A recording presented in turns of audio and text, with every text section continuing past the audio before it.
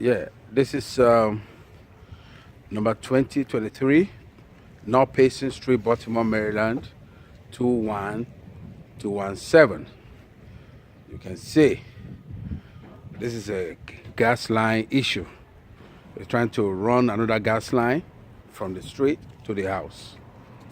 And you can see we applied for BGE, both the electricity and the gas line. They approved it in January for Adversity Relief Foundation. And since then, they've been, since January, they've been digging the since January, they didn't do anything about the property.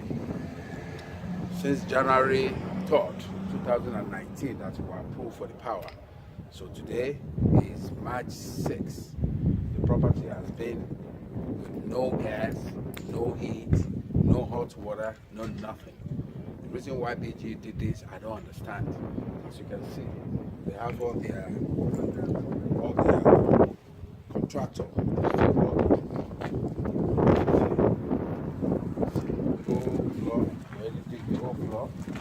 You can see the gas line there.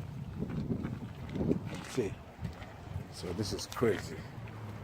Today, March 6, 2019.